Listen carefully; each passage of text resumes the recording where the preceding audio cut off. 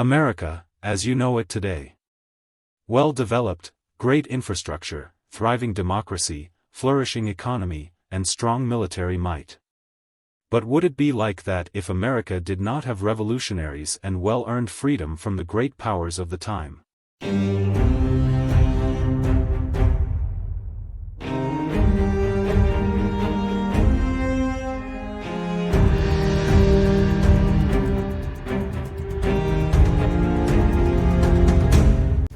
This is the story of the great revolutionary Samuel Adams.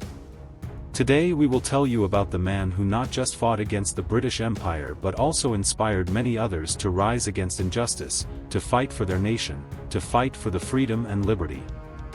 From nobody to a hero, let's watch his story. Samuel Adams was born on September 27, 1722 in Boston, Massachusetts. Mr. Deacon Adams, the father of John Adams, was a brewer in Boston. The Adams family was always interested in political conflicts and outcomes.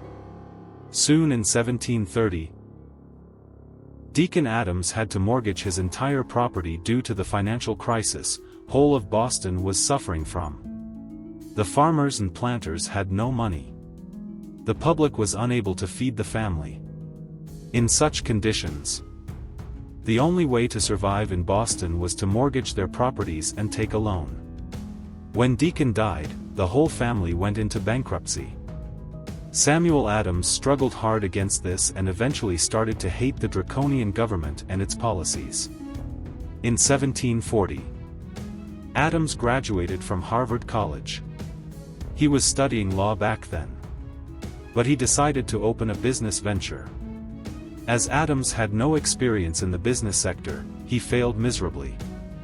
Not once, but quite many times. Finally he learned that he was really good at something else. Samuel Adams was always involved in politics and took a keen interest in the happenings and surroundings of his. He always kept himself updated on the policies and upcoming laws. He soon became a revolutionary and stood up against the unfair and inhumane practices of the British Empire. He raised his dissent and gathered a group of people to fight against the British Empire when they passed the Sugar Act. Later, he did the same, when the British Parliament passed the Stamp Act. Samuel Adams always stood whenever the English Parliament tried to impose a new tax or anything which was not in favor of the public. By 1764 Samuel Adams was now as influential and powerful as James Otis. Otis was a lawyer and politician who gained prominence by his resistance to the Revenue Acts. Not just this, Samuel Adams was also a second cousin of John Adams, who later became the second president of America. According to John Adams, Samuel was simple, modest, and a man of virtues. And it is fairly important for any great revolutionary to have principles and values if he wishes to lead. Luckily, Samuel Adams had those qualities.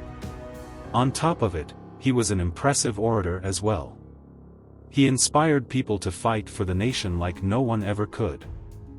It was 1767 and Cabinet Minister Charles Townshend imposed taxes on earlier duty-free products like lead, glass, paper, paint, tea, etc. Samuel Adams made it his personal mission to undermine this.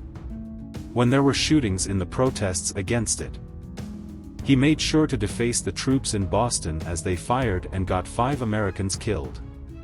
He published against them in colonial newspapers and showed how cruel and sadist the troops were. This forced Townshend to take back the duties he imposed, and the daily products were now duty-free again. But the tax on tea continued. The British Parliament then imposed the Tea Act in 1773, which allowed East India Trading Company to become a monopoly as they were the only sellers of tea. Yet another act that was not in favor of Americans. On December 16, 1773, 60 men gathered together and took a drastic stand against it. At night, they invaded the British ships at Boston Harbor and destroyed all the tea they could find. They dumped about 342 chests of tea into the sea.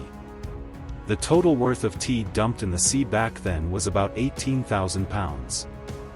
This act of rebellion ignited a fire in the hearts of many other Americans, and they too now started to rise against the British.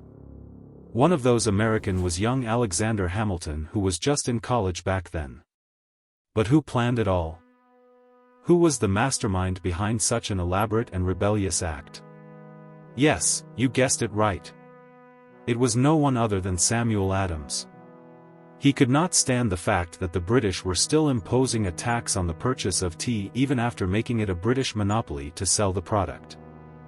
Samuel Adams also served in the Continental Congress till 1781.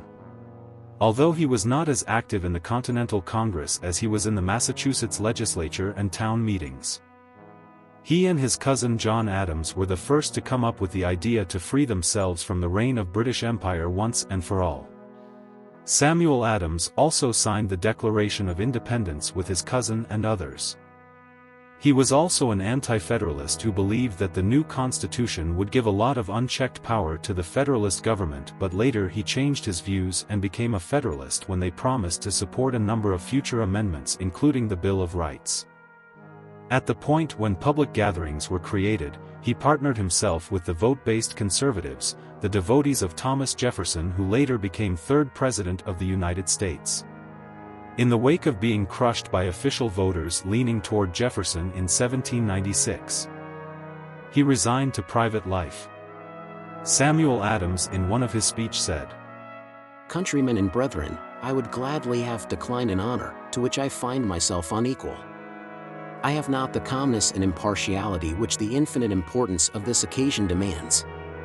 I will not deny the charge of my enemies, that resentment for the accumulated injuries of our country, and an ardor for her glory, rising to enthusiasm, may deprive me of that accuracy of judgment and expression which men of cooler passions may possess. Let me beseech you, then, to hear me with caution, to examine without prejudice, and to correct the mistakes into which I may be hurried by my zeal. Truth loves an appeal to the common sense of mankind. Your unperverted understandings can best determine on subjects of a practical nature. The positions and plans which are said to be above the comprehension of the multitude may be always suspected to be visionary and fruitless. He who made all men hath made the truths necessary to human happiness obvious to all." A few years after Samuel Adams left his political career. On October 2, 1803, Samuel Adams bid farewell to the world. He died at the age of 81, but he spent most of his years revolting against injustice and trying to free America from the clutches of the British Empire. What America is today is because of the fire he ignited in the hearts of American men who fought beside him in order to free the nation from foreign reign. The death of such a great orator left the whole nation speechless. Let us not forget the man who stood tall against the British when America needed a hero the most, the source of inspiration and rebellion which led America to its freedom. God bless Samuel Adams and God bless America.